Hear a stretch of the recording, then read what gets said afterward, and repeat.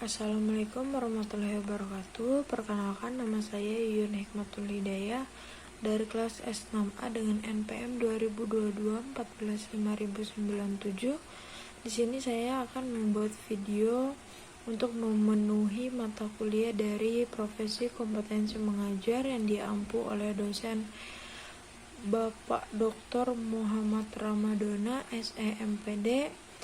Di sini saya akan membuat video skenario pembelajaran yang bertemakan mengenal perjuangan bangsa Indonesia dalam mencapai kemerdekaan.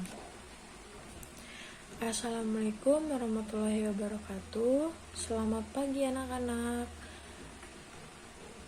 Ya, sebelum pelajaran kita mulai, alangkah baiknya kita berdoa terlebih dahulu ya. Ayo ketua kelas, silakan dipimpin doanya.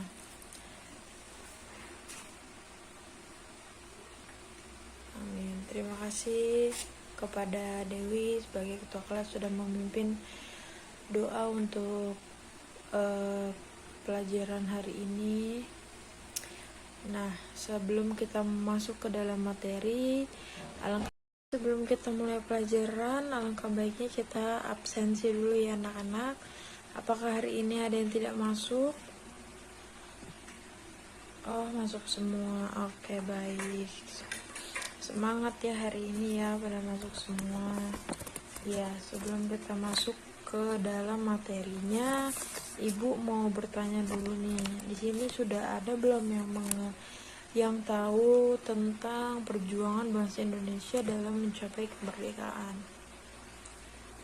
Belum ada. Oke, baik. Nah, di sini Ibu akan jelaskan sedikit ya tentang perjuangan bangsa Indonesia dalam mencapai kemerdekaan. Nah, anak-anak, jadi sejarah perjuangan bangsa Indonesia untuk meraih kemerdekaan dipenuhi lika-liku dan pertumpahan darah. Nama Indonesia untuk pertama kali digunakan pada Kongres Pemuda II yang diadakan pada 28 Oktober 1928. Nah, selanjutnya di sini ada sejarahnya. Nah, sejarahnya itu sejak abad ke-16, tanah Nusantara sudah diincar berbagai bangsa asing. Adalah bangsa Portugis yang pertama kali berhasil menguasai Malaka, Ternate, dan Madura. Salah satu perjuangan yang dilakukan pada zaman itu adalah perjuangan Fatahillah dari Demak yang berhasil merebut Sunda Kelapa dari Portugis pada tahun 1602. Nah, jadi selanjutnya di sini ada sejarah. Nah, selanjutnya di sini ada sejarah tentang penjajahan oleh bangsa Belanda. Ada yang pernah dengar nggak sih kalau negara Indonesia itu pernah dijajah sama Belanda? Nah, ini Ibu akan jelaskan sedikit tentang sejarahnya ya. Jadi setelah Portugis, Belanda di bawah pimpinan Cornelis de Houtman kemudian memasuki wilayah Banten dan Batavia sehingga membentuk VOC untuk menguasai semua rempah-rempah yang ada di Indonesia. Jadi pada penjajahan Belanda itu pimpinan di bawah pimpinan Cornelis de Houtman wilayah Banten dan Batavia, sehingga pada penjajahan bangsa Belanda itu bisa membentuk VOC untuk menguasai semua rempah-rempah yang ada di Indonesia. Nah, yang terakhir itu ada sejarah penjajahan oleh bangsa Jepang. Jadi setelah Portugis, Belanda, kita juga sempat dijajah oleh bangsa Jepang. Di sini ada sedikit sejarah mengenai penjajahan yang dilakukan oleh bangsa Jepang ya anak-anak.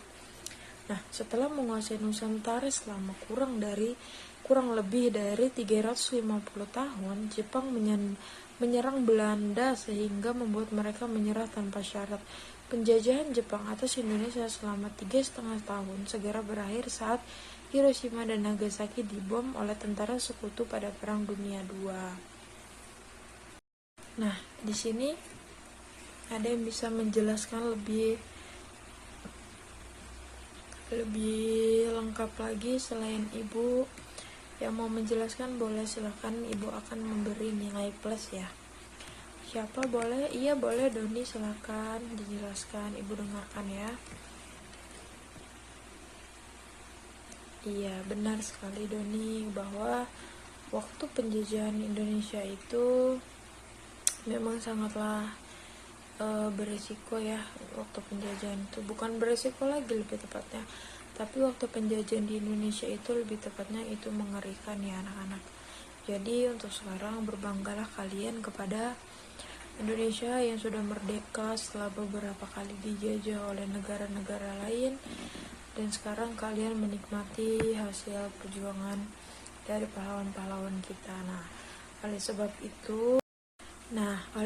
itu kalian tidak boleh melupakan sejarah tentang Indonesia merdeka, tentang perjuangan para pahlawan yang sudah membuat negara Indonesia ini merdeka ya anak-anak.